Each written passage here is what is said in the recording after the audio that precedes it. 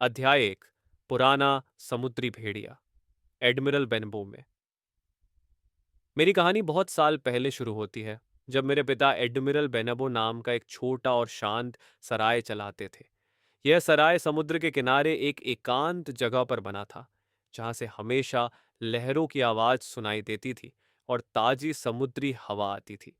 हम एक साधारण जीवन जीते थे, जहां हर दिन ग्राहकों की सेवा करना और अपने सराय को चलाना ही हमारा मुख्य काम था। मैं बचपन से ही दरियाई कहानियां सुनता बड़ा हुआ था और मेरे ख्यालों के घोड़े हमेशा विशाल महासागरों में दौड़ते रहते थे। एक सर्द और तूफानी बपोहर, जब समुद्री हवा अपनी पूरी ताकत से चल रही थी और सराय के भीतर आग की लपटें नाच रही थीं, दरवाजे पर एक जोरदार दस्तक हुई। मैंने देखा कि एक अजीबोगरीब आदमी दरवाजे पर खड़ा था। उसकी उम्र लगभग 50 के आसपास रही होगी, लेकिन उसके चेहरे पर गहरी झुर्रियां थीं, जो समुद्री धूप और हवा के कारण पड़ गई थीं। उसके गालों पर एक भयानक गहरा लाल निशान था, जो उसे और भी डरावना बना रहा था। वह एक मोटा नीले रंग का कोट पहने था, जो पुराना और फटा हुआ था, और उसके हाथ में एक पुराना लोहे के हैंडल वाला समुद्री बक्सा सीना था। उसका पूरा पहनावा ऐसा था जैसे वह अभी अभी किसी भयानक समुद्री यात्रा से लौटा हो। उसके कंधे पर एक पोपट बैठा था, जो विचित्र तरीके से पीस ऑफ इट, 8 के सिक्के बोलता था। वह सराय के अंदर आया और उसकी आंखें चारों तरफ घूमती रहीं, जैसे वह कुछ ढूंढ रहा हो। उसकी चाल में एक अजीब सी हड़बड़ाहट थी और उसकी आंखों में एक अनजाना डर छिपा हुआ था। उसने कमरे में मौजूद सभी लोगों पर एक नज़र डाली और फिर सीधे मेरे पिता के पास आया। उसकी आवाज़ मोटी और खुरदरी थी, जैसे सालों से समुद्र की गर्जना सुन सुनकर उसकी आवाज़ बदल गई हो। क्या यह सराय अच्छा है, दोस्त? उसने पूछा। मुझे यहाँ रहना है। मैं अकेला रहना चाहता हूँ और मुझे रम पसंद है। मेरे पिता, जो हमेशा अपने ग्राहकों का स्वागत करते थे, उन्होंने मुस्कुराते हुए कहा, हाँ, ये जगह बहुत अच्छी है साहब। उस अजनबी ने अपने सीने को जमीन पर रखा, जिससे एक जोरदार आवाज हुई। फिर उसने अपनी जेब से कुछ सोने के सिक्के निकाले और उन्हें मेज पर रख दिया। यह है कुछ अग्रिम भुगतान, उसने कहा। और हाँ, मुझे बस एक ही चीज चाहिए, मुझे अकेला छोड़ दिया जाए, और अगर कोई एक पैर वाला आदमी यहाँ दिखे तो मुझे तुरंत बताना। ये सुनकर हम सब हैरान रह गए। एक पैर वाला आदमी? ये किस तरह का डर था? उसने अपना नाम कैप्टन बिली बोन्स बताया। वह अगले कुछ हफ्तों तक हमारे सराय में रुका रहा। वह ज्यादातर समय अपने कमरे में ही रहता था, या फिर सराय के बाहर जाकर समुद्र की तरफ घंटों तक निहारता रहता था। उसकी आंखें हमेशा समुद्र की तरफ लगी रहती थीं, जैसे वह किसी आने वाले खतरे का इंतजार कर रहा हो। वह कभी कभी रम पीता और पुराने समुद्री गीत गाता, जैसे 15 आदमी एक मृत आदमी के बक्से पर, जो सुनने में काफी अजीब और भयानक लगता था। यह गीत उसके साथ आई किसी पुरानी भयानक कहानी का सूचक था। बिली बोन्स का व्यवहार बहुत अजीब था। वह कभी कभी बहुत खुश हो जाता था और कभी कभी अचानक बहुत गुस्सा हो जाता था। वह हमें डरावनी समुद्री कहानियां सुनाता था, समुद्री डाकुओं और खजाने की कहानियां। उसकी कहानियों में हमेशा खून खराबा और विश्वासघात होता था, जिससे हमें डर लगने लगता था। वह हमें चेतावनी देता रहता था कि अगर हमने उसके आदेशों का पालन नहीं किया तो वह हमें श्राप देगा। हम सब उससे डरते थे, लेकिन उसके पैसे हमें उसकी सेवा करने के लिए मजबूर करते थे। हमारे गांव के लोग भी उससे दूर रहते थे, क्योंकि उसकी उपस्थिति में एक अजीब सी अशांति और डर का अनुभव होता था। सबसे अजीब बात यह थी कि वह हमेशा अपने पुराने समुद्री बक्से को अपने पास रखता था। वह उसे किसी को छूने नहीं देता था और हमेशा उस पर नजर रखता था। कभी कभी जब वह रम के नशे में होता था, तो वह अपने सीने के पास बैठकर बुदबुदाता और कुछ पुरानी चीजों को बाहर निकालता था, जैसे एक पुराना कंपास, कुछ समुद्री चार्ट और एक गंदी कागज की शीट। लेकिन वह हमें कभी भी उन्हें देखने नहीं देता था। वह हमेशा कैप्टन फ्लिंट नाम के किसी व्यक्ति का नाम लेता, जो एक भयानक डाकू होने का आभास कराता था। मेरे पिता बिली बोन्स के व्यवहार से परेशान थे, लेकिन वह एक अच्छा ग्राहक था और हमें पैसे देता था। बिली बोन्स अक्सर मुझे बुलाता था और मुझसे कहता था कि मैं समुद्र के किनारे जाकर देखता रहूं कि कोई जहाज आ रहा है या कोई अजनबी व्यक्ति दिख रहा है। वह विशेष रूप से किसी एक पैर वाले आदमी के बारे में चिंतित रहता था। जब भी मैं उसे बताता था कि कोई नहीं है, तो वह राहत की सांस लेता था। उसके चेहरे पर का डर स्पष्ट था। जैसे जैसे दिन बीतते गए, बिली बोन्स का व्यवहार और भी अजीब होता गया। वह ज्यादा रम पीने लगा था और उसके डर बढ़ गए थे। वह रात को नींद में भी बड़बड़ाता था और ब्लैक स्पॉट और फांसी जैसे शब्द बोलता था। मुझे लगता था कि उसके दिमाग में कुछ भयानक राज दबे हुए हैं। हम सब जानते थे कि बिली बोन्स कोई साधारण नाविक नहीं था। वह जरूर किसी खतरनाक अतीत से जुड़ा हुआ था और उसका डर किसी छिपे हुए खतरे का संकेत था। हमें नहीं पता था कि यह सब कब तक चलेगा, लेकिन हम सब जानते थे कि बिली बोन्स के साथ कुछ भयानक होने वाला था। वह एक ज्वालामुखी की तरह था, जो कभी भी फट सकता था, और हम सब उसके लावे के डर के नीचे जी रहे थे। अध्याय 2, ब्लैक स्पॉट और मौत का संदेश। बिली बोन्स का डर दिन ब दिन बढ़ता जा रहा था। वह खासकर एक पैर वाले आदमी और ब्लैक स्पॉट की बात करता था। हमारे लिए ये शब्द रहस्यमयी और भयानक थे। बिली बोन्स हमेशा सराय के दरवाजे पर खड़ा रहकर समुद्र की तरफ देखता रहता था, जैसे किसी अनजाने खतरे का इंतजार कर रहा हो। उसकी आंखों में एक अजीब सी बेचैनी थी, जो मुझे हमेशा परेशान करती। उसने मुझे कई बार चेतावनी दी थी कि अगर कोई अजनबी व्यक्ति आता है, तो मैं उसे तुरंत बताऊं, खासकर अगर वह एक पैर वाला हो। यह डर उसे अंदर से खोखला कर रहा था। एक ठंडी सुबह, जब सूरज अब भी पूरी तरह से निकला भी नहीं था, तब एक अंधा आदमी हमारे सराय के दरवाजे पर आया। उसकी आंखें सफेद थीं और वह लाठी के सहारे चलता था। उसके चेहरे पर एक क्रोधित और भयानक भाव था। उसकी आवाज कर्कश और तीखी थी। कौन है यहाँ, बिली बोन्स? उसने चीख कर पूछा। मेरे दिल की धड़कनें तेज हो गईं। मैंने बिली बोन्स को बुलाया, जो अपने कमरे से बाहर आया। अंधा आदमी, जिसका नाम बाद में प्यू पता चला, धीरे धीरे बिली बोन्स की तरफ बढ़ा। बिली बोन्स का चेहरा फीका पड़ गया था, जैसे उसने कोई भूत देखा हो। प्यू ने अपने हाथ में एक छोटा कागज का टुकड़ा पकड़ा था। उसने बिली बोन्स के हाथ में वह कागज का टुकड़ा पकड़ाया और कहा, यह तेरे लिए है bones. Black spot, black spot. यह शब्द सुनकर बिली बोन्स कांप उठा। उसके हाथ से कागज का टुकड़ा गिर गया। मैंने उसे देखा। वह एक काले घेरे वाला कागज का टुकड़ा था, जिस पर किसी डाकू ने मौत का संदेश लिखा था। बिली बोन्स को लगा कि उसका अंत नजदीक है। वह कांपते हाथों से अपना कोट खोलकर अंदर से एक छोटी पोटली निकालने गया। वह पोटली से कुछ निकालने ही वाला था, लेकिन अचानक उसका शरीर थरथराया और वह जमीन पर गिर पड़ा।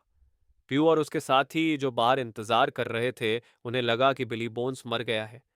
वे तुरंत सराय में घुस आए और बिली बोन्स के बक्से की तलाशी लेने लगे। वे खजाने का नक्शा खोज रहे थे। इसी दौरान मेरे पिता, जो पहले से ही बीमार थे, इस सदमे को सहन नहीं कर पाए और उनका भी निधन हो गया। ये एक ही पल में मेरी दुनिया उलट पुलट हो गई थी। प्यू और उसके साथी सराय में सब कुछ अस्त व्यस्त कर रहे थे, लेकिन उन्हें नक्शा नहीं मिला। आखिरकार घोड़ों की आवाज सुनकर उन्हें लगा कि पुलिस आ रही है, इसलिए वे भाग गए। सराय में अब शांति थी, लेकिन यह शांति मृत्यु और भय से घिरी हुई थी। मेरे पिता की मृत्यु और बिली बोन्स के अंत के बाद मेरी माँ और मैंने बिली बोन्स के बक्से की तलाशी लेने का फैसला किया। हमें लगा कि उसमें कुछ महत्वपूर्ण होना चाहिए।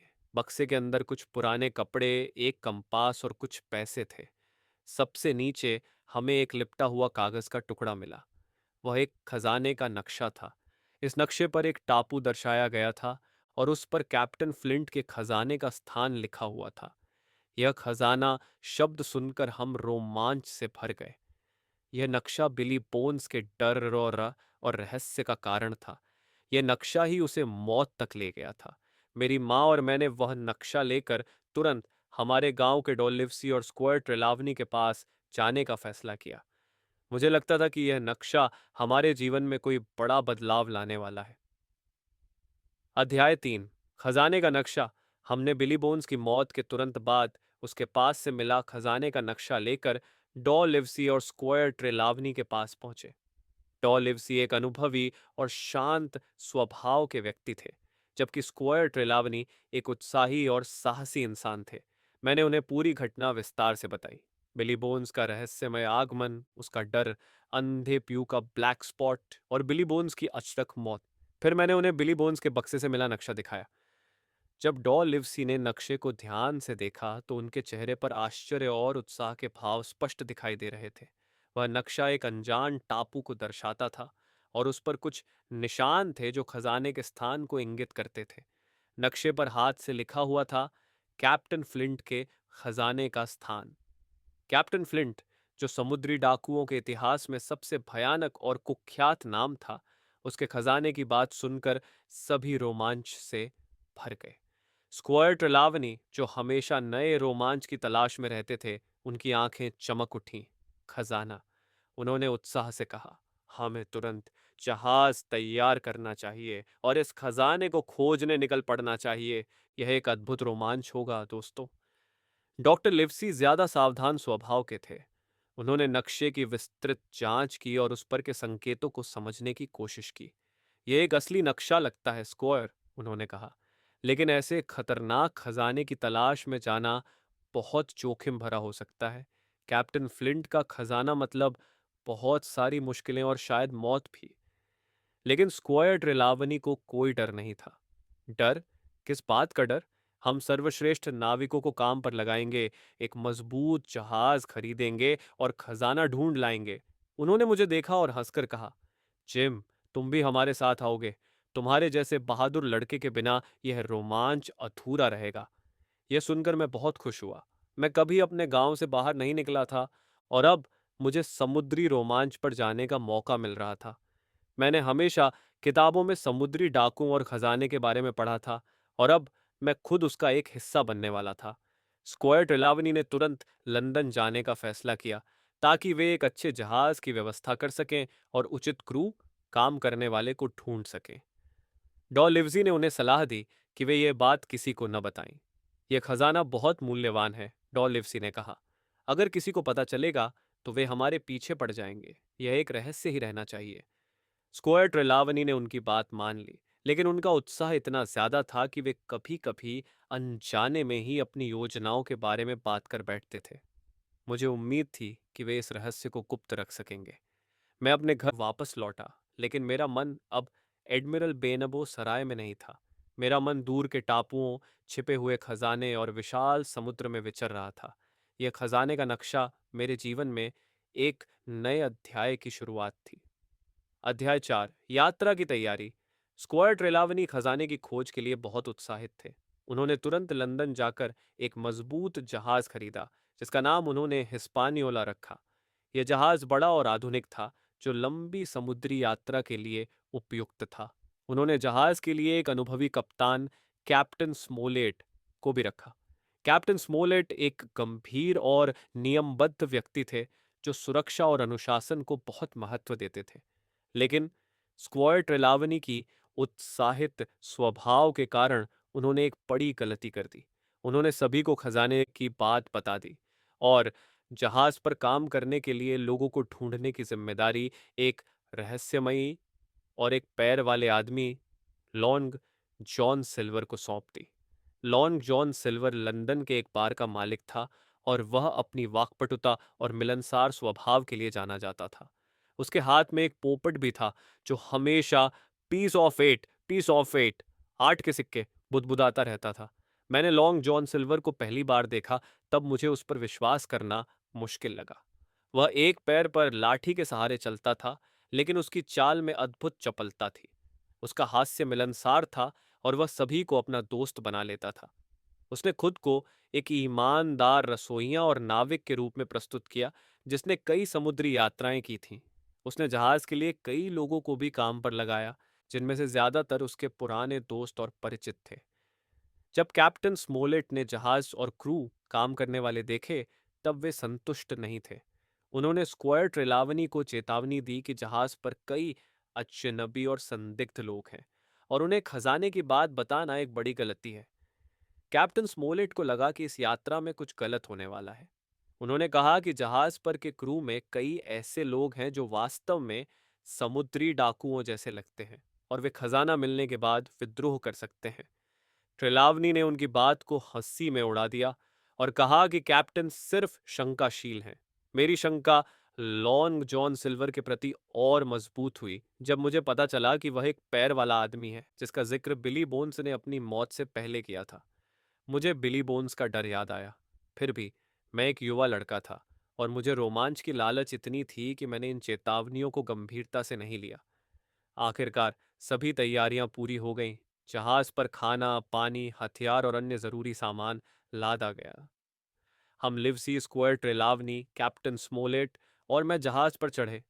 लॉन्ग जॉन सिल्वर और उसके द्वारा लाए गए क्रू के अन्य सदस्य भी जहाज पर मौजूद थे। हिस्पानियोला ने बंदरगाह छोड़ा और विशाल नीले समुद्र की ओर आगे बढ़ा। मेरे दिल में एक साथ उत्साह और थोड़ा डर था। मैं जानता था कि यह यात्रा मेरे जीवन का सबसे बड़ा रोमांच बनने वाली है, लेकिन मुझे यह भी पता था कि इस यात्रा में कई जोखिम भी छिपे हुए हैं। समुद्र की विशालता और अनजान टापुओं की कल्पना मेरे मन में एक नई दुनिया खोल रही थी। अध्याय 5। रसोइये का सहायक। हिस्पानियोला पर हमारी यात्रा शुरू हुई। विशाल समुद्र में जहाज धीरे धीरे आगे बढ़ रहा था। शुरुआत में सब कुछ सामान्य लग रहा था। कैप्टन स्मोलेट जहाज का संचालन कुशलतापूर्वक करते थे और डॉ लिवसी तथा स्क्वायर ट्रेलावनी अपनी रोजमर्रा की चर्चाओं में व्यस्त रहते थे। मैं भी जहाज पर के जीवन से आदी हो रहा था। लॉन्ग जॉन सिल्वर, जो जहाज का रसोइया था, वह क्रू में बहुत लोकप्रिय था। वह एक पैर पर लाठी के सहारे चलता था, लेकिन वह बहुत फुर्तीला था। उसकी कहानियां हमेशा रोमांचक और मनोरंजक थीं। वह पुराने समुद्री रोमांचों, खजाने की कहानियों और समुद्री डाकुओं के जीवन के बारे में इतनी दिलचस्प तरीके से बात करता कि सभी उसे ध्यान से सुनते थे। उसका पोपट कैप्टन फ्लिंट, जिसका नाम उसने पुराने समुद्री डाकू कैप्टन फ्लिंट पर से रखा था, हमेशा पीस ऑफ एट बड़बड़ाता रहता, जो माहौल को और जीवंत बनाता। सिल्वर मेरे प्रति बहुत दयालु था। वह मुझे कई बार रसोई में बुलाता, जहां वह मुझे स्वादिष्ट भोजन देता और मेरे साथ मित्रतापूर्ण बात करता। उसने मुझे कई कहानियां सुनाई और मैं उसे एक ईमानदार और भला आदमी मानने लगा। मुझे याद आया कि कैप्टन स्मोलेट और डॉ लिवसी को उस पर संदेह था, लेकिन मुझे उस समय वह सही नहीं लगता था। मुझे लगता था कि वे सिर्फ पूर्वाग्रह रखते हैं। हालांकि एक दिन जब मैं जहाज के डेक पर इधर उधर घूम रहा था, तब मुझे एक अजीब आवाज सुनाई दी। वह आवाज सेब के पीपे एप्पल बैरल में से आ रही थी, जो डेक पर रखा हुआ था। मुझे प्यास लगी थी, इसलिए मैंने सोचा कि शायद उसमें थोड़ा पानी हो। मैं पीपे के नजदीक गया और उसमें झुककर देखा। उसमें पानी तो नहीं था, लेकिन मुझे दो लोगों की धीमी आवाजें सुनाई दी। वे पीपे के अंदर बैठकर बात कर रहे थे। मैंने धीरे से पीपे में सरक कर छिप गया। वे आवाजें लॉन्ग जॉन सिल्वर और उसके एक साथी की थीं। वे खजाने के बारे में बात कर रहे थे। सिल्वर कह रहा था कि कैसे कैप्टन फ्लिंट का खजाना उन्हें मिलेगा और फिर वे जहाज पर के सभी ईमानदार आदमियों को मार डालेंगे। जब हमें खजाना मिल जाएगा, सिल्वर कह रहा था, तब हम इन सबको खत्म कर देंगे। कोई जिंदा नहीं रहना चाहिए। हम कैप्टन फ्लिंट के तरीके से ही काम करेंगे। यह खजाना सिर्फ हमारा है। यह सुनकर मेरे शरीर से ठंडी लहर गुजर गई। मैं सदमे में था। जिस आदमी को मैं इतना अच्छा और दयालु मानता था, वह वास्तव में एक समुद्री डाकू था। उसने डॉक्टर लिवसी, स्क्वायर ट्रेलावनी और कैप्टन स्मोलेट को ही नहीं, बल्कि मुझे भी धोखा दिया था। बिली बोन्स का डर, एक पैर वाले आदमी के बारे में उसकी चेतावनियां, सब कुछ अब स्पष्ट हो रहा था। लॉन्ग जॉन सिल्वर ही वह एक पैर वाला आदमी था जिससे बिली बोन्स को इतनी दहशत थी। वे बात कर रहे थे कि कैसे उन्होंने इस यात्रा की योजना बनाई थी और कैसे वे खजाना मिलने के बाद विद्रोह करेंगे। वे जहाज पर के अन्य समुद्री डाकुओं की भी बात कर रहे थे, जिन्हें सिल्वर ने खुद ही काम पर लगाया था। मुझे समझ में आया कि जहाज पर के ज्यादातर क्रू सिल्वर के साथी थे। मैं पीपे में छिपा हुआ कांपता रहा। मेरे मन में एक ही विचार था, मुझे तुरंत डॉक्टर लिवसी और कैप्टन स्मोलेट को यह बात बतानी पड़ेगी। हमारी जिंदगी खतरे में थी। यह यात्रा एक रोमांच से एक भयानक जाल में बदल गई थी। अध्याय 6। पीपे में छिपा हुआ। पीपे में छिपा हुआ मैं लॉन्ग जॉन सिल्वर और उसके साथियों की बातचीत सुन रहा था और मेरे पूरे शरीर में ठंडी लहर दौड़ रही थी। मेरे कानों ने जो सुना वह कल्पना से परे था। सिल्वर, जो एक मिलनसार और भले आदमी के रूप में दिखता था, वह हकीकत में एक कुख्यात समुद्री डाकू था जिसने कैप्टन फ्लिंट के पुराने क्रू के ज्यादातर सदस्यों को इस जहाज पर इकट्ठा किया था। उसकी योजना स्पष्ट थी। खजाना मिलने के बाद वे जहाज पर के सभी ईमानदार आदमियों को, जिसमें डॉलिवसी, स्क्वायर ट्रिलावनी और कैप्टन स्मोलेट भी शामिल थे, उन्हें मार डालेंगे और खजाना अपने कब्जे में ले लेंगे। वे बात करते थे कि कैसे वे सालों से इस खजाने का इंतजार कर रहे थे। सिल्वर खुद को कैप्टन फ्लिंट का सबसे भरोसेमंद आदमी के रूप में प्रस्तुत करता था और कहता था कि उसे फ्लिंट के सभी रहस्यों की जानकारी है। वह कहता था कि कैसे फ्लिंट एक क्रूर और निर्दयी समुद्री डाकू था और वे भी फ्लिंट की तरह ही बनेंगे। उनके आवाज में लोभ और क्रूरता स्पष्ट रूप से सुनाई देती थी। वे टापू पर उतरने की योजनाओं के बारे में भी बात कर रहे थे और कैसे वे खजाना ढूंढ निकालेंगे। मैं पीपे में इतना भयभीत था कि मेरी सांस रुक गई थी। मुझे लगता था कि अगर वे मुझे ढूंढ निकालेंगे तो मेरा क्या होगा। मैंने कल्पना भी नहीं की थी कि हमारी यात्रा इतनी भयानक हो सकती है। पिली बोन्स का डर, एक पैर वाले आदमी के बारे में उसकी चेतावनियां, सब कुछ अब स्पष्ट हो रहा था। लॉन्ग जॉन सिल्वर ही वह एक पैर वाला आदमी था जिससे बिली बोन्स को इतनी दहशत थी। भाग्यवश मैंने उनकी बातचीत पूरी होने से पहले ही सुन ली थी। अचानक एक समुद्री डाकू ने कहा, जमीन दिखाई दे रही है। यह शब्द सुनकर सभी समुद्री डाकू पीपे के पास से उठ गए और डेक की तरफ भागे। यह मेरे लिए पीपे से बाहर निकलने का सबसे अच्छा मौका था। मैं धीरे से बाहर सरका और किसी का ध्यान न पड़े ऐसे डॉ लिवसी और कैप्टन स्मोलेट के पास पहुंचा। वे जहाज की केबिन में थे। मैंने उन्हें अपनी बात बताई, एक भी शब्द छोड़े बिना। मैंने उन्हें सिल्वर की पूरी योजना, उसके साथियों और खजाने पर कब्जा करने की उनकी बुरी योजना के बारे में बताया। डॉ लिवजी और कैप्टन स्मोलेट दोनों यह सुनकर स्तब्ध रह गए। स्क्वायर ट्रिलावनी भी सदमे में थे, क्योंकि उन्होंने सिल्वर पर बहुत विश्वास किया था। कैप्टन स्मोलेट, जो हमेशा शांत और व्यावहारिक रहते थे, उन्होंने स्थिति की गंभीरता को तुरंत समझ लिया। हम खतरे में हैं, उन्होंने कहा, लेकिन हमें हिम्मत नहीं हारनी है। जिम, तुमने बहुत अच्छा काम किया है। अब हमें एक योजना बनानी पड़ेगी, डॉलिवसी ने कहा। हमें सावधानी से काम करना पड़ेगा। समुद्री डाकुओं को पता नहीं चलना चाहिए कि हमें उनकी योजना के बारे में जानकारी हो गई है। हमें धीरे धीरे अपने लोगों को तैयार करना पड़ेगा। हम तीनों ने मिलकर एक गुप्त योजना बनाना शुरू किया। हमारे पास थोड़े ही ईमानदार आदमी थे और बाकी सभी सिल्वर के साथी थे। स्थिति बहुत ही नाजुक थी, लेकिन हमारे पास लड़ने के सिवाय कोई विकल्प नहीं था। खजाना तो दूर की बात थी, अब तो हमें अपनी जिंदगी बचानी थी। टापू नजदीक आ रहा था और हम जानते थे कि रोमांच का सबसे खतरनाक हिस्सा अब भी शुरू होना बाकी था। अध्याय 7। मैं कैसे किनारे गया। टापू अब साफ साफ दिखाई दे रहा था। वह घने जंगलों और ऊंची पहाड़ियों से घिरा हुआ था, जो एक रहस्यमयी और भयानक माहौल बना रहा था। जहाज पर तनाव स्पष्ट था। भले ही समुद्री डाकुओं को अभी पता नहीं था कि हमें उनकी योजना के बारे में जानकारी हो गई है। कैप्टन स्मोलेट बहुत सावधानी से काम कर रहे थे। कैप्टन स्मोलेट ने एक चालाक योजना बनाई। उन्होंने क्रू से कहा कि जहाज पर पीने के पानी की कमी है और इसलिए कुछ लोगों को किनारे जाकर पानी और ताज़े फल लाने होंगे। यह वास्तव में एक बहाना था, ताकि हम कुछ ईमानदार आदमियों को सुरक्षित रूप से किनारे उतार सकें और समुद्री डाकुओं से अलग हो सकें। कैप्टन स्मोलेट का विचार था कि अगर वे टापू पर एक सुरक्षित स्थान ढूंढ लें तो वे समुद्री डाकुओं से लड़ सकेंगे। लॉन्ग जॉन सिल्वर और उसके साथियों ने यह बात मान ली, क्योंकि उन्हें लगता था कि यह उनके लिए जहाज पर से उतरने और खजाने की खोज शुरू करने का एक अच्छा अवसर है। वे जानते नहीं थे कि हमें उनकी योजना के बारे में पता चल गया है। मैं, डॉ लिवसी, स्क्वायर ट्रिलावनी और कुछ अन्य ईमानदार क्रू सदस्य एक छोटी नाव में बैठकर टापू की ओर आगे बढ़े। हमारी नाव पानी पर धीरे धीरे सरक रही थी और हम सब चुप थे। हर किसी के मन में एक ही चिंता थी, आगे क्या होगा, टापू पर क्या छिपा हुआ है। जैसे जैसे हम किनारे के नजदीक पहुंचे, वैसे वैसे टापू और घना और अनजान लगने लगा। पेड़ इतने घने थे कि सूरज की रोशनी भी नीचे तक नहीं पहुंच रही थी। मुझे एक अजीब सी भावना हो रही थी। एक तरफ रोमांच का उत्साह था, तो दूसरी तरफ अनजाने डर की दहशत। हम किनारे उतरे।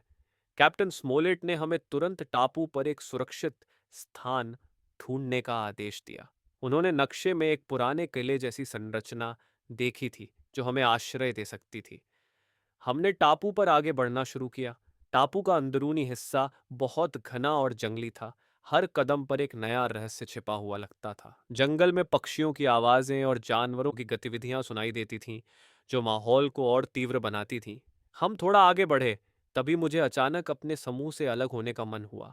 मुझे लगा कि मैं टापू पर अकेला जाकर कुछ ढूंढ निकालूं। यह शायद मेरी बचकानी जिज्ञासा थी या फिर कोई अनजान आकर्षण। मैंने अपने समूह को पीछे छोड़ दिया और एक अलग दिशा में आगे बढ़ने लगा। यह एक गलती थी, लेकिन यह गलती ही मुझे एक अनपेक्षित मुलाकात की ओर ले जाने वाली थी। मैं जंगल में से गुजर रहा था, तभी मुझे एक अजीब आवाज सुनाई दी। वह किसी आदमी की आवाज थी, लेकिन वह बहुत ही अजीब तरीके से बोलता था। मैंने सावधानीपूर्वक आवाज की दिशा में आगे बढ़ा और वहां मैंने एक अजीब आदमी को देखा। वह पेड़ के नीचे बैठा था। उसके कपड़े फटे हुए थे और उसके बाल लंबे थे। वह एकदम जंगली लगता था। उसकी आंखों में एक अजीब सी चमक थी। यह आदमी बेनगन था। वह कई सालों से इस टापू पर फंसा हुआ था। उसने मुझे देखा और आश्चर्यचकित हो गया। उसने मुझे तुरंत पूछा, तुम कौन हो? तुम यहाँ क्या करते हो? मैंने उसे हमारी यात्रा के बारे में और खजाने के नक्शे के बारे में बताया। पेनगन यह सुनकर उत्साहित हो गया। उसने मुझे कहा कि उसे भी कैप्टन फ्लिंट के खजाने के बारे में पता है और वह भी उसे खोजना चाहता है। उसने कहा कि उसे 3 साल पहले कैप्टन फ्लिंट ने यहाँ छोड़ दिया था और तब से वह यहाँ अकेला ही जी रहा है। उसने मुझे मदद करने का वादा किया, लेकिन बदले में उसने भी कुछ मांगा। ये मुलाकात अनपेक्षित थी, लेकिन मुझे लगा कि बेनगन हमारे लिए महत्वपूर्ण साबित हो सकता है। उसके पास टापू के बारे में और कैप्टन फ्लिंट के खजाने के बारे में बहुत जानकारी थी। किनारे उतरने का मेरा फैसला और फिर समूह से अलग होने का फैसला मुझे एक नई और महत्वपूर्ण दिशा की ओर ले गया था। अध्याय 8। टापू पर पहला दिन। जब मैं बेनगन से मिला, तब मेरे लिए वह एक आश्चर्यजनक घटना थी। वह उतना ही आश्चर्यचकित था जितना मैं उसे देखकर था। उसने मुझे तुरंत पकड़ लिया, जैसे कोई लंबे समय से अकेले रहने वाला आदमी किसी अन्य आदमी को देखकर लिपट जाए। आप यहाँ कैसे पहुंचे? उसने पूछा। क्या आप फ्लिंट के आदमियों में से हैं? मुझे नुकसान न पहुंचाना, मैं बस शांति से जीना चाहता हूँ। मैंने उसे शांत किया और उसे हमारी यात्रा के बारे में, जहाज के बारे में और सबसे महत्वपूर्ण खजाने के नक्शे के बारे में बताया। मैंने उसे कैप्टन फ्लिंट के खजाने की बात की, जिससे उसकी आंखों में एक अजीब सी चमक आ गई। बेनगन, जो कई सालों से इस टापू पर अकेला ही जी रहा था, उसने मुझे बताया कि उसे भी फ्लिंट के खजाने के बारे में जानकारी थी। उसने मुझे बताया कि 3 साल पहले उसे कैप्टन फ्लिंट और उसके साथियों ने यहाँ छोड़ दिया था, क्योंकि उसने उन्हें खजाना ढूंढने में मदद करने से मना कर दिया था। तब से वह अकेला ही यहाँ जी रहा है, नारियल और मछली खाकर। उसने कहा, मैंने यहाँ 3 साल से किसी आदमी का चेहरा नहीं देखा है। मैं पागल हो रहा था। मुझे लगता है कि मैं भूखा भूखा मर जाऊंगा, लेकिन मैं आपको मदद करूंगा। मुझे बस एक ही चीज चाहिए, आप मुझे यहाँ से वापस ले जाओ और मुझे खजाने का एक छोटा हिस्सा दो। मैंने उसे वादा किया कि हम उसे सुरक्षित रूप से वापस ले जाएंगे और उसे उसके हिस्से का खजाना भी देंगे। बेनगन ने मुझे बताया कि उसे कैप्टन फ्लिंट के खजाने का सही स्थान पता है, क्योंकि उसने फ्लिंट को खुद ही खजाना छिपाते देखा था। उसने यह भी बताया कि उसने खुद कुछ सोने के सिक्के पहले से ही ढूंढकर एक गुप्त जगह पर छुपा दिए हैं। हम बात कर रहे थे तब मुझे याद आया कि मुझे अपने समूह के साथ फिर से जुड़ना होगा। मैंने बेनगन को हमारी योजना के बारे में बताया कि हम किले में छिपने जा रहे हैं। बेनगन भी हमारे साथ आने को तैयार हो गया। जैसे जैसे हम किले की तरफ आगे बढ़े, वैसे वैसे मैंने देखा कि कैप्टन स्मोलेट और डॉ लिवसी ने पहले से ही किले में प्रवेश कर लिया था और उसे सुरक्षित बनाना शुरू कर दिया था। यह किला एक पुरानी इमारत थी जो पत्थरों और लकड़ी से बनी थी, और वह एक छोटी पहाड़ी पर स्थित थी। किले के चारों ओर एक ऊंची दीवार थी जो हमें सुरक्षा दे सकती थी। हमने किले में प्रवेश किया। अंदर का हिस्सा बहुत अस्त व्यस्त था। पुराने लकड़ी के टुकड़े, टूटे पत्थर और जंगली पौधे चारों तरफ फैले हुए थे। कैप्टन स्मोलेट ने तुरंत व्यवस्था संभाल ली। चलो दोस्तों, उन्होंने कहा, हमें इस किले को अपने लिए एक अभेद्य गढ़ बनाना होगा। समुद्री डाकू किसी भी समय आ सकते हैं। हम सब काम पर लग गए। डॉ लिवसी, स्क्वायर ट्रेलावनी, मैं और कुछ अन्य ईमानदार क्रू सदस्य, जिनमें गनर जॉयस और हंटर जैसे मजबूत आदमी भी थे, सभी ने मिलकर काम किया। हमने कगिले के पुराने दरवाजों को मजबूत बनाया, फटे हुए लकड़ी के तख्त ठीक किए और उन्हें मजबूती से बंद किया। हमने दीवारों से मलबा हटाया ताकि हमें स्पष्ट दृश्य मिल सके। कैले के अंदर एक छोटा सा कुआं था जिसमें पानी था, जो एक बड़ी राहत थी। हमारे पास थोड़ा खाना और पानी भी था जो हम जहाज से लाए थे। कैप्टन स्मोलेट ने हथियारों की व्यवस्था की। हमारे पास थोड़ी राइफलें, पिस्तौलें और तलवारें थीं। गोलियां और बारूद भी सीमित मात्रा में था, इसलिए हमें उनका समझदारी से इस्तेमाल करना होगा। बेनगन, जिसे मैंने अभी अभी ढूंढ निकाला था, उसने भी हमें मदद की। वह टापू की हर छोटी बड़ी जानकारी जानता था और उसने हमें कहले के आसपास की छिपने की जगहों और संभावित खतरे के रास्तों के बारे में बताया। उसने ककिले की दीवारों की मजबूती के बारे में भी सलाह दी और हमें कुछ कमजोर बिंदुओं को ठीक करने में मदद की। उसकी मदद बहुत मूल्यवान थी। हमने किले के सबसे ऊंचे बिंदु पर एक झंडा फहराया जो हमारी उपस्थिति का संकेत था। यह झंडा कैप्टन स्मोलेट के आत्मविश्वास और हमारी हिम्मत का प्रतीक था। जैसे जैसे शाम ढली, वैसे वैसे किला हमारे लिए एक सुरक्षित आश्रय जैसा लगने लगा। हालांकि बाहर का वातावरण भयानक था। जंगलों से आवाजें आती थीं और मुझे लगता था कि लॉन्ग जॉन सिल्वर और उसके समुद्री डाकू कहीं नजदीक ही होंगे। हम जानते थे कि यह किला हमारी आखिरी उम्मीद है। अगर समुद्री डाकू हमें यहाँ से हटा देंगे तो हमारे पास बचने की कोई उम्मीद नहीं रहेगी। कैप्टन स्मोलेट ने रात के पहरे की व्यवस्था की। हमने बारी बारी से किले की दीवारों पर खड़े होकर बाहर की स्थिति पर नजर रखने का फैसला किया। हर पल तनावपूर्ण था। हमें पता नहीं था कि समुद्री डाकू कब हमला करेंगे, लेकिन हम तैयार थे। किला हमारा घर, हमारा गढ़ और हमारी सुरक्षा का आखिरी आधार था। हम यहीं से लड़ने वाले थे, अपनी जिंदगी और खजाने के लिए। अध्याय 9। कला। टापू पर पहुंचने के बाद कैप्टन स्मोलेट की समझदारी और दूरदर्शिता के कारण हमने तुरंत एक सुरक्षित स्थान ढूंढ लिया। यह स्थान एक छोटी पहाड़ी पर स्थित एक पुराना और जर्जर किला था। इसकी दीवारें पत्थरों की बनी थीं और इसके चारों ओर झाड़ियां उगी हुई थीं, लेकिन यह हमें आश्रय दे सकता था। यह किला टापू के ज्यादातर हिस्से पर नजर रखने के लिए सही जगह पर था, जो रणनीतिक रूप से बहुत महत्वपूर्ण था। हमने किले में प्रवेश किया। अंदर का हिस्सा अस्त व्यस्त था। पुराने लकड़ी के टुकड़े, टूटे पत्थर और जंगली पौधे चारों ओर फैले हुए थे। कैप्टन स्मोलेट ने तुरंत व्यवस्था संभाल ली। चलो दोस्तों, उन्होंने कहा, हमें इस किले को अपने लिए एक अभेद्य गढ़ बनाना होगा। समुद्री डाकू किसी भी समय आ सकते हैं। हम सब काम पर लग गए। डॉ लिवसी, स्क्वायर ट्रेलावनी, मैं और कुछ अन्य ईमानदार क्रू सदस्य, जिनमें गनर जॉयस और हंटर जैसे मजबूत आदमी भी थे, सभी ने मिलकर काम किया। हमने किले के पुराने दरवाजों को मजबूत बनाया, फटे हुए लकड़ी के तख्त ठीक किए और उन्हें मजबूती से बंद किया।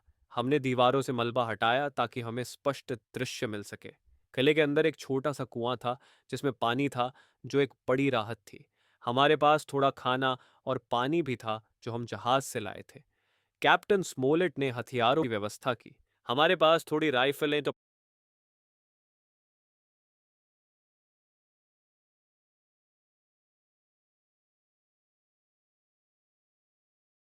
पिस्तौलें और तलवारें थीं।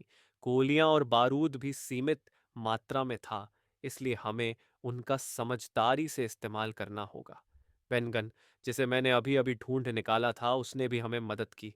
वह टापू की हर छोटी बड़ी जानकारी जानता था और उसने हमें किले के आसपास की छिपने की जगहों और संभावित खतरे के रास्तों के बारे में बताया। उसने किले की दीवारों की मजबूती के बारे में भी सलाह दी और हमें कुछ कमजोर बिंदुओं को ठीक करने में मदद की। उसकी मदद बहुत मूल्यवान थी। हमने किले के सबसे ऊंचे बिंदु पर एक झंडा फहराया जो हमारी उपस्थिति का संकेत था। यह झंडा कैप्टन स्मोलेट के आत्मविश्वास और हमारी हिम्मत का प्रतीक था। जैसे जैसे शाम ढली, वैसे वैसे किला हमारे लिए एक सुरक्षित आश्रय जैसा लगने लगा। हालांकि बाहर का वातावरण भयानक था। जंगलों से आवाजें आती थीं और मुझे लगता था कि लॉन्ग जॉन सिल्वर और उसके समुद्री डाकू कहीं नजदीक ही होंगे। हम जानते थे कि यह किला हमारी आखिरी उम्मीद है। अगर समुद्री डाकू हमें यहाँ से हटा देंगे तो हमारे पास बचने की कोई उम्मीद नहीं रहेगी। कैप्टन स्मोलेट ने रात के पहरे की व्यवस्था की। हमने बारी बारी से कगले की दीवारों पर खड़े होकर बाहर की स्थिति पर नजर रखने का फैसला किया। हर पल तनावपूर्ण था। हमें पता नहीं था कि समुद्री डाकू कब हमला करेंगे, लेकिन हम तैयार थे। किला हमारा घर, हमारा गढ़ और हमारी सुरक्षा का आखिरी आधार था। हम यहीं से लड़ने वाले थे, अपनी जिंदगी और खजाने के लिए। अध्याय 10, घेराबंदी। जैसा कि हमने अनुमान लगाया था, लॉन्ग जॉन सिल्वर और उसके समुद्री डाकू ज्यादा देर तक इंतजार नहीं कर सके। सवेरे सूरज निकलते ही जब टापू से कोहरा उठ रहा था तो हमें किले के आसपास से आवाजें सुनाई दी। वे कदमों की आहटें और हथियारों के खड़खड़ाने की आवाजें थी। कैप्टन स्मोलेट ने तुरंत अलर्ट जारी किया। वे आ रहे हैं, उन्होंने शांति से लेकिन दृढ़ता से कहा। हमने किले की दीवारों पर अपनी स्थिति ली। हमारे पास सीमित संख्या में आदमी थे। कैप्टन स्मोलेट, डॉ लिवसी, स्क्वायर ट्रिलावनी, मैं, बेनगन और कुछ ईमानदार क्रू सदस्य। दूसरी तरफ सिल्वर के समुद्री डाकू संख्या में कहीं ज्यादा थे। उनके चेहरों पर लालच और क्रूरता साफ दिख रही थी। सिल्वर, जो एक पैर पर लाठी के सहारे चलता था, वह किले के पास आया। उसने एक सफेद झंडा पकड़ा हुआ था जो शांति वार्ता का संकेत था। उसने जोर से आवाज लगाई, हे, अंदर कौन है? आत्मसमर्पण कर दो। हम तुम्हें कोई नुकसान नहीं पहुंचाएंगे अगर तुम हमें खजाना और जहाज सौंप दोगे। कैप्टन स्मोलेट ने कगले की दीवार पर से जवाब दिया, हम यहां से कहीं नहीं जाने वाले सिल्वर, और खजाना हमारा है। अगर तुम हमला करोगे तो परिणाम भयानक होगा। सिल्वर हंसा, एक भयानक और अजीब हंसी। तो फिर तुम्हें मौत का स्वाद चखना होगा, उसने कहा। और इसके साथ ही उसके साथियों ने किले पर हमला करना शुरू कर दिया। गोलीबारी शुरू हो गई। समुद्री डाकुओं ने पेड़ों और पत्थरों के पीछे से गोलीबारी की। हमने भी उन्हें जवाब दिया। कैप्टन स्मोलेट ने हमें लक्ष्य पर ध्यान केंद्रित करने और गोलियां बचाने का निर्देश दिया। लिवसी, जो एक डॉक्टर होने के बावजूद एक कुशल शूटर थे, उन्होंने कुछ गोलियां चलाईं और समुद्री डाकुओं को नुकसान पहुंचाया। स्क्वायर ट्रेलावनी भी हिम्मत से लड़ रहे थे। मैं, जिम, भी अपनी राइफल लेकर दीवार पर से गोलीबारी कर रहा था। मुझे डर लग रहा था, लेकिन मैंने अपनी हिम्मत बनाए रखी। ये एक जानलेवा लड़ाई थी। समुद्री डाकू किले की दीवारों पर चढ़ने की कोशिश कर रहे थे। कुछ बार तो वे इतने नजदीक आ जाते कि हम उनकी तलवारों की चमक देख सकते थे। लड़ाई कई घंटों तक चली। हमारे कुछ आदमी घायल हुए और एक आदमी, टॉम रेडरूथ, गोली लगने से मर गया। यह देखकर हम सभी के मन में गुस्सा और दुख छा गया। कैप्टन स्मोलेट भी घायल हुए, लेकिन उन्होंने हिम्मत नहीं हारी। उन्होंने लगातार हमें लड़ने के लिए प्रोत्साहित किया। आखिरकार समुद्री डाकुओं को भारी नुकसान हुआ। उनके कई आदमी मारे गए या घायल हुए। सिल्वर को समझ में आया कि किले पर सीधा हमला करना संभव नहीं है। उन्होंने पीछे हटना शुरू कर दिया। घेराबंदी का पहला दौर हमारी तरफ आ रहा था, लेकिन हम जानते थे कि यह लड़ाई का अंत नहीं था। सिल्वर हार मानने वाला नहीं था। वह फिर से हमला करेगा, और इस बार ज्यादा ताकत के साथ। किला हमारा आश्रय था, लेकिन वह कब तक हमें सुरक्षित रख सकेगा, यह एक बड़ा सवाल था। रात का अंधेरा गहरा रहा था, और हमें पता था कि यह रात लंबी और खतरनाक होने वाली थी। अध्याय 11, शांति समझौता। समुद्री डाकुओं के पहले हमले के बाद किले में एक अस्थायी शांति छा गई। हम जीते तो थे, लेकिन हमने कई आदमी खो दिए थे और कैप्टन स्मोलेट भी घायल हो गए थे। हम जानते थे कि लॉन्ग जॉन सिल्वर आसानी से हार मानने वाला नहीं है। सुबह हमने किले की दीवारों पर से देखा कि समुद्री डाकू किले के आसपास एक बड़ा डेरा लगा रहे थे। थोड़ी देर बाद सिल्वर किले की तरफ अकेला आया, हाथ में सफेद झंडा पकड़े हुए। वह शांति समझौते के लिए बात करना चाहता था। कैप्टन स्मोलेट, टॉ, लिवसी और स्क्वायर ट्रिलावनी ने फैसला किया कि हम उसकी बात सुनेंगे, लेकिन हम सावधान रहेंगे।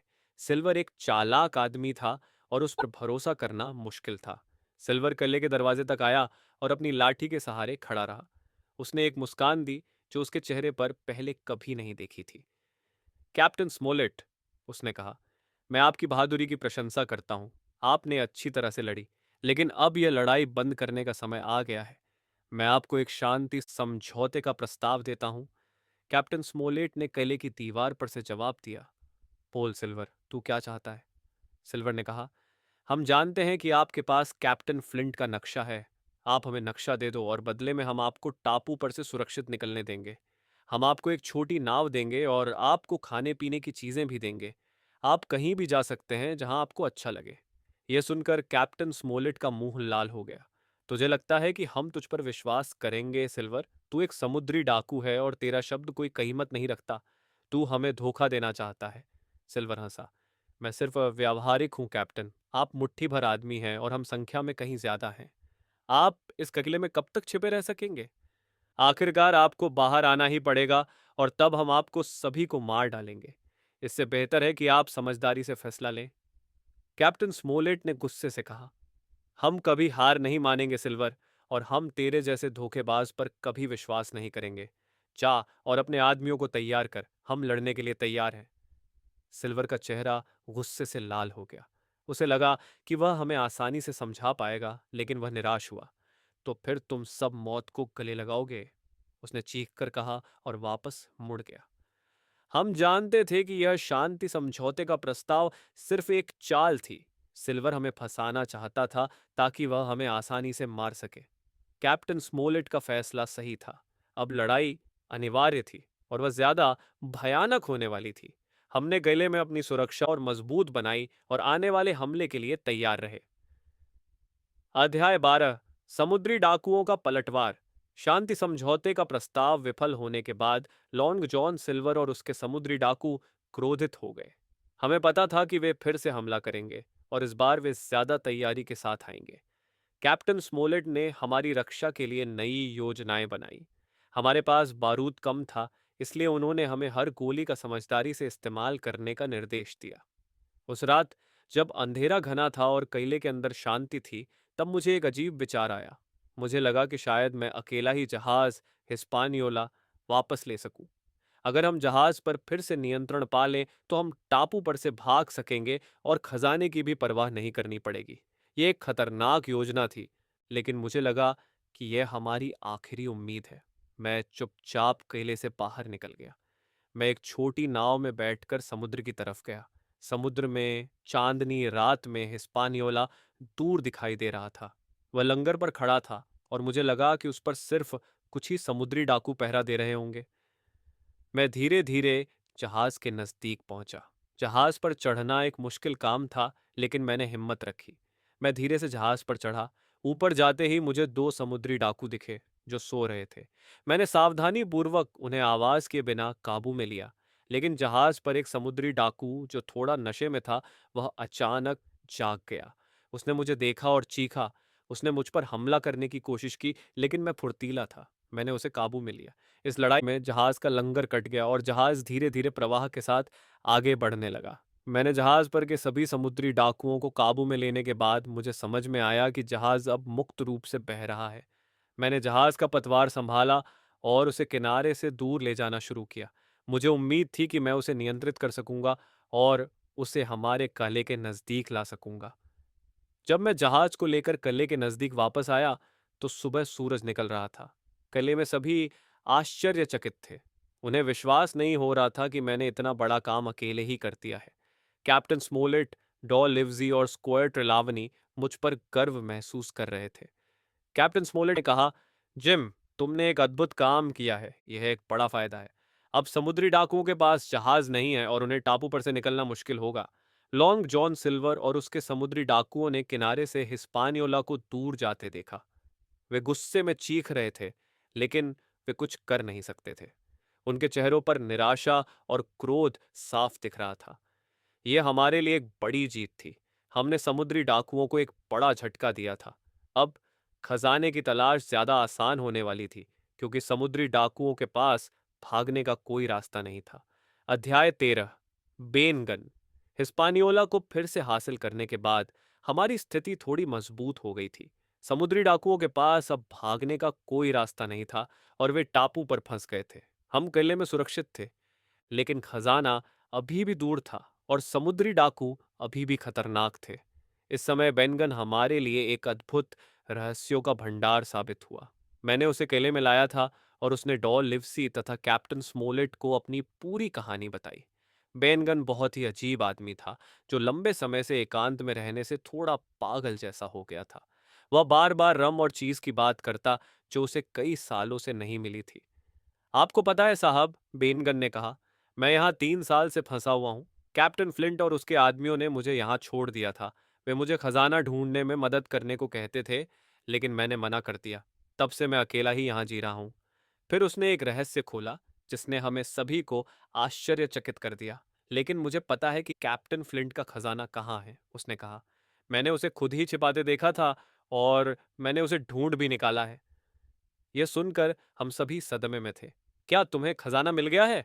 स्क्वायर ट्रेलावनी ने उत्साह से पूछा। हाँ साहब, बेनगन ने सिर हिलाकर कहा, मैंने उसे थोड़े समय पहले ही ढूंढ निकाला था। फ्लिंट एक चालाक आदमी था। उसने खजाना ऐसी जगह पर छिपाया था जहां कोई सोच भी नहीं सकता। लेकिन मैंने उसे ढूंढ निकाला और उसे एक सुरक्षित जगह पर ले गया। बेनगन ने बताया कि उसने कई महीनों तक खजाने को खोदा और उसे एक गुप्त गुफा में स्थानांतरित कर दिया था। उसने कुछ सोने के सिक्के पहले से ही अपने लिए ले लिए थे, जो उसने टापू पर छुपा दिए थे। उसे पता था कि कभी ना कभी कोई ना कोई जहाज टापू पर आएगा, और तब वह इस खजाने का इस्तेमाल करके वापस जा सकेगा। यह खबर हमारे लिए अविश्वसनीय थी। जिस खजाने के लिए हम इतनी मशक्कत कर रहे थे, वह खजाना तो बेनगढ़ ने पहले से ही ढूंढ निकाला था। इसका मतलब यह हुआ कि हमें अब समुद्री डाकुओं से खजाने के लिए सीधी लड़ाई करने की जरूरत नहीं थी। कैप्टन स्मोलेट ने कहा, बेनगन, तुम हमारे लिए बहुत महत्वपूर्ण साबित हुए हो। हम तुम्हें तुम्हारे वादे के मुताबिक तुम्हारे हिस्से का खजाना देंगे और तुम्हें सुरक्षित रूप से वापस ले जाएंगे। बेनगन बहुत खुश हुआ। उसे चीज और रम मिलने की उम्मीद थी। वह हमारे साथ मिलकर समुद्री डाकुओं से लड़ने के लिए तैयार था। उसके पास टापू की हर जानकारी थी, और वह जानता था कि कौन से रास्ते सुरक्षित हैं और कौन से नहीं। अब हमारे पास खजाना ढूंढने के लिए एक गुप्त हथियार था, बेनगन का ज्ञान और उसका छिपा हुआ खजाने का स्थान। इससे हमारी जीत की उम्मीद बहुत बढ़ गई। अध्याय 14, खजाने की तलाश। बेनगन द्वारा खजाना पहले से ही खोज लिया गया होने की खबर हमारे लिए एक बड़ी राहत थी। अब हमें समुद्री डाकुओं से खजाने के लिए सीधी लड़ाई करने की जरूरत नहीं थी। कैप्टन स्मोलेट, डॉ लिवजी और स्क्वायर ट्रेलावनी ने बेनगन के साथ मिलकर एक योजना बनाई। हमने समुद्री डाकुओं को पता न चले ऐसे कहले से बाहर निकलकर बेनगन द्वारा छिपाए गए खजाने तक पहुंचने का फैसला किया। दूसरे दिन सुबह सूरज की रोशनी अभी पूरी तरह से फैली भी नहीं थी। तब हम चुपचाप कहले से बाहर निकले। हमारे साथ पेनगन था, जो हमें रास्ता दिखा रहा था। टापू का अंदरूनी हिस्सा बहुत घना और जंगली था। हम ऊंची घास और कांटेदार झाड़ियों से गुजर रहे थे। बेनगन बहुत फुर्ती से रास्ता ढूंढ रहा था, जैसे वह इस जंगल का ही एक हिस्सा हो। रास्ते में हमने कैप्टन फ्लिंट के कुछ पुराने निशान देखे। एक जगह पर एक बड़ा पत्थर था, जिस पर एक खोपड़ी का निशान खुदा हुआ था। बेनगन ने कहा, यह फ्लिंट का निशान है। वह यहां से गुजरा था। खजाना नजदीक है। यह सुनकर हमारा उत्साह बढ़ गया। हम एक ऊंची पहाड़ी पर पहुंचे, जहां से पूरे टापू का दृश्य दिखाई देता था। बेनगन ने एक खास दिशा में इशारा किया। वहां उन झाड़ियों के पीछे, उसने कहा, वहीं मैंने खजाना छिपाया है। हम उस दिशा में आगे बढ़े। रास्ता और खतरनाक होता जा रहा था। कुछ जगहों पर तो हम चट्टानी जमीन पर से गुजर रहे थे, और कुछ जगहों पर झरने पार करने पड़ते थे। बेनगन, जो सालों से इस टापू पर अकेला था, वह इन सभी मुश्किलों का आदी था। आखिरकार हम एक ऐसी जगह पर पहुंचे जहां एक बड़ी खाई थी। खाई के आसपास ऊंचे पेड़ थे। बेनगन ने कहा, यही जगह है। मैंने यहीं से खजाना खोदा था और उसे गुफा में स्थानांतरित कर दिया था। फ्लिंट का खजाना अब यहाँ नहीं है, बल्कि इस गुफा में है।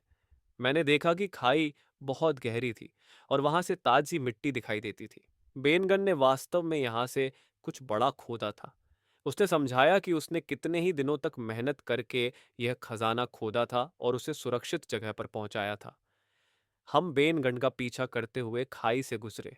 खाई के अंदर एक छोटी सी गुप्त गुफा थी, जो झाड़ियों से ढकी हुई थी। बेनगन ने गुफा का प्रवेश द्वार खोला, और अंदर का दृश्य देखकर हमारी आंखें खुली की खुली रह गईं। गुफा के अंदर सोने के सिक्के, कीमती जवाहरात और अन्य कीमती वस्तुओं से भरे कई बक्से पड़े थे। प्रकाश में वे सब चमक रहे थे। यह कैप्टन फ्लिंट का खजाना था, जो सालों से छिपा हुआ था, और अब वह हमारे सामने था। यह एक अविश्वसनीय दृश्य था। हमारा रोमांच सफल हुआ था। हमने खजाना ढूंढ लिया था। इतनी मेहनत, डर और लड़ाई के बाद यह पल सपनों जैसा था। अध्याय 15। लॉन्ग जॉन सिल्वर की चाल।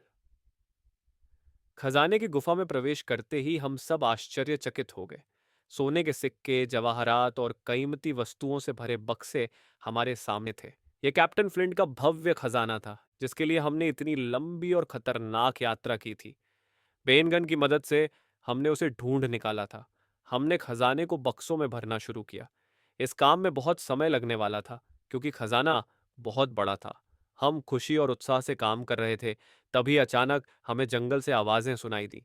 वे समुद्री डाकुओं की आवाजें थीं। लॉन्ग जॉन सिल्वर और उसके बचे हुए समुद्री डाकुओं ने हमें ढूंढ लिया था। सिल्वर को पता चल गया था कि हम खजाने के नजदीक हैं। उसने अपने आदमियों को लेकर हमारा पीछा किया था। हमें लगता था कि हम सुरक्षित हैं, लेकिन सिल्वर बहुत चालाक था। उसने हमें एक अकेली जगह पर फंसाने की योजना बनाई थी। जल्दी करो, कैप्टन स्मोलेट ने कहा। समुद्री डाकू यहाँ आ रहे हैं, हमें खजाना बचाना होगा। समुद्री डाकू गुफा के प्रवेश द्वार पर पहुंच गए। सिल्वर गुस्से में चीख रहा था, यह खजाना मेरा है, यह कैप्टन फ्लिंट का था, और अब यह मेरा है। एक भयानक लड़ाई शुरू हो गई। समुद्री डाकू गुफा में घुसने की कोशिश कर रहे थे और हम उन्हें रोकने की कोशिश कर रहे थे। हमारे पास बंदूकें थीं, लेकिन समुद्री डाकू संख्या में ज्यादा थे। डॉ लिवसी, स्क्वायर ट्रेलावनी और मैं सभी हिम्मत से लड़े। बेनगन भी हमारे साथ था, और वह समुद्री डाकुओं के मनोबल को तोड़ने के लिए अजीब आवाजें निकाल रहा था, ताकि उन्हें लगे कि टापू पर कोई भूत है। यह लड़ाई बहुत ही भयानक थी। दोनों पक्षों को नुकसान हुआ, कुछ समुद्री डाकू मारे गए और हमारे भी कुछ आदमी घायल हुए। सिल्वर ने फिर से हमें धोखा देने की कोशिश की। उसने कहा कि अगर हम खजाना उसे दे देंगे तो वह हमें जिंदा छोड़ देगा। लेकिन हमने उसकी बात पर विश्वास नहीं किया, क्योंकि हम उसकी असलियत जान चुके थे। अंत में लड़ाई जारी रही। हम खजाने को बचाने की कोशिश करते रहे। समुद्री डाकू गुस्से में थे और किसी भी कीमत पर खजाना हासिल करना चाहते थे। सिल्वर अपनी चालाकी का पूरा इस्तेमाल कर रहा था। वह अपने आदमियों को अलग अलग दिशा से हमला करने के लिए प्रोत्साहित करता था। आखिरकार समुद्री डाकुओं को समझ में आया कि यह लड़ाई जीतना उनके लिए मुश्किल है। उन्हें भारी नुकसान हुआ था। सिल्वर गुस्से में और निराश होकर अपने बचे हुए आदमियों के साथ पीछे हट गया। वे जंगल से भाग गए, और हम जानते थे कि वे अब शायद वापस नहीं आएंगे। हम जीत गए थे, लेकिन यह जीत आसान नहीं थी। खजाना अब हमारे कब्जे में था, लेकिन यह यात्रा अब भी पूरी नहीं हुई थी। अध्याय 16। खजाना मिला। समुद्री डाकू भाग जाने के बाद गुफा में शांति छा गई। हम सब हाँफ रहे थे, लेकिन हमारे चेहरों पर एक बड़ी जीत की खुशी थी। कैप्टन स्मोलेट, डॉ लिवसी, स्क्वायर ट्रेलावनी, पेनगन और मैं, हम सब जिंदा थे और खजाना भी हमारा था। हमने फिर से खजाने को बक्सों में भरने का काम शुरू किया। गुफा में सोने के सिक्कों के ढेर थे, स्पेनिश डबलून, आठ के सिक्के और अन्य कीमती मुद्राएं। वहां जवाहरात से भरी थैलियां भी थीं, जिनमें हीरे, मोती, माणिक और अन्य कीमती रत्न थे। कीमती धातुओं की मूर्तियां, प्राचीन कलाकृतियां और रेशमी कपड़ों के रोल भी थे। यह खजाना इतना बड़ा था कि उसे भरने में हमें कई घंटे लग गए। बेनगन बहुत खुश था। उसने कई सालों से इस खजाने को सुरक्षित रखा था, और अब वह आजाद होने वाला था। उसने तुरंत अपने लिए थोड़ी चीज और रम मांगी, जो उसे बहुत समय से नहीं मिली थी। हमने उसे उसका मनपसंद भोजन दिया। खजाना भरने के बाद हमने उसे हिस्पानियोला पर ले जाने का फैसला किया। कैप्टन स्मोलेट ने जहाज को गुफा के नजदीक लाने का आदेश दिया, जहां से खजाने को आसानी से लादा जा सके।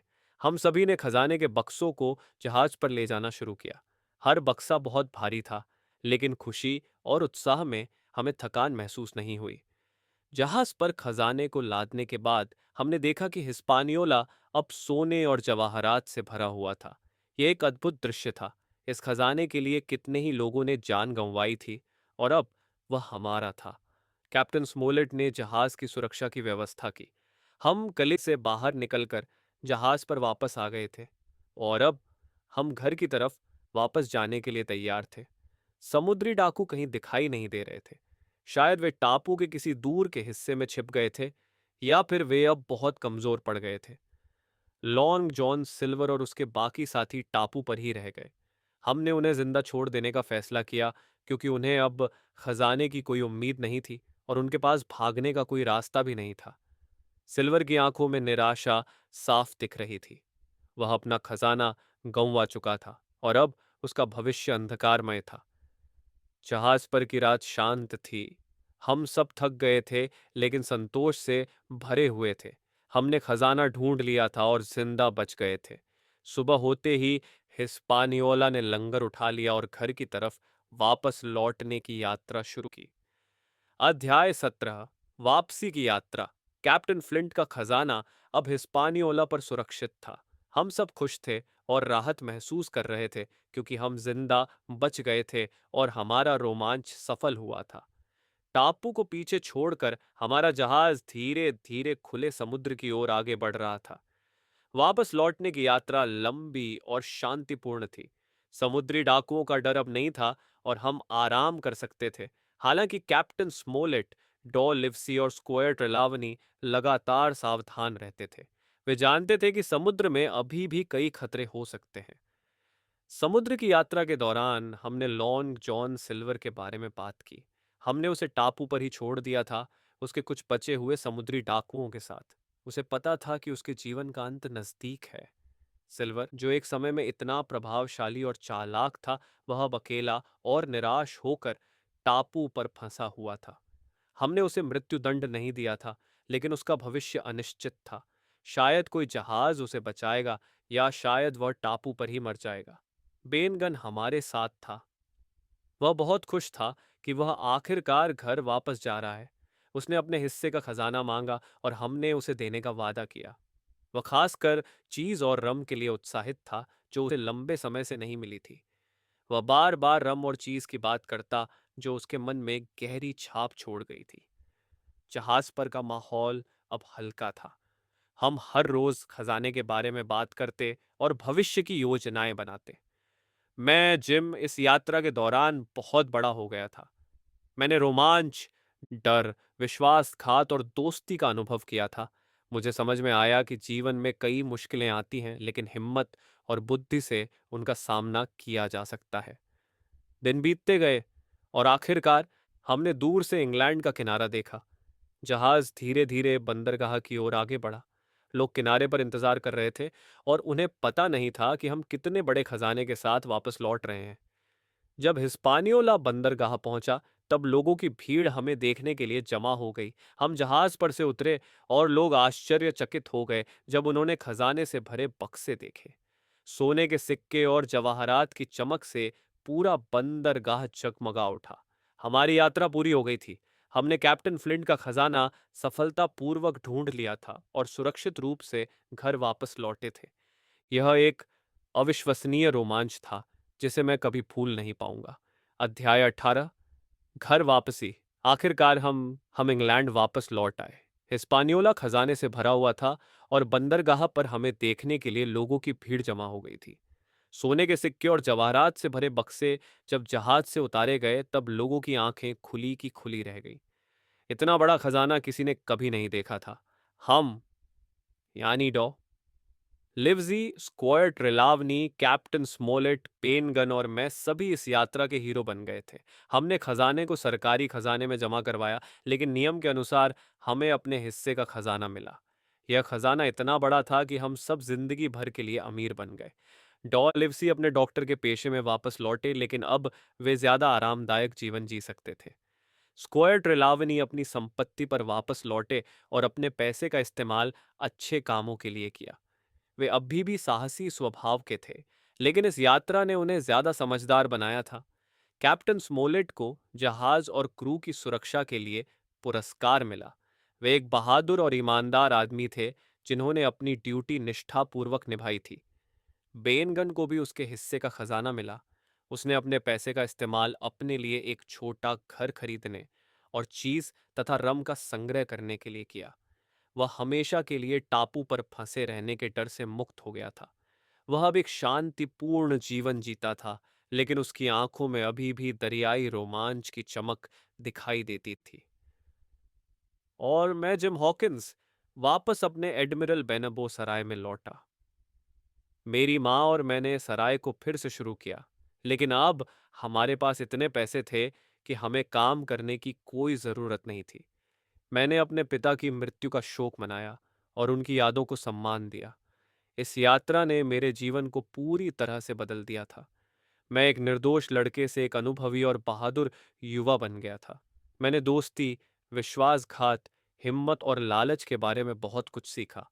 मुझे समझ में आया कि खजाना सिर्फ सोना और जवाहरात नहीं है, बल्कि रोमांच और अनुभव भी हैं जो जीवन को समृद्ध बनाते हैं। मुझे कभी-कभी रात में सपनों में समुद्री डाकू और ट्रेजर आइलैंड दिखाई देते थे। कैप्टन फ्लिंट, बिली बोन्स, लॉन्ग जॉन सिल्वर और पेनगन, ये सभी पात्र मेरे मन में हमेशा के लिए जीवित रहेंगे। मुझे कभी दूसरे खजाने की तलाश में जाने की इच्छा नहीं हुई है। मेरे लिए यह एक ही रोमांच काफी था। ट्रेजर आइलैंड की यादें हमेशा मेरे हृदय में जीवित रहेंगी, एक रोमांचक और अविस्मरणीय अनुभव के तौर पर।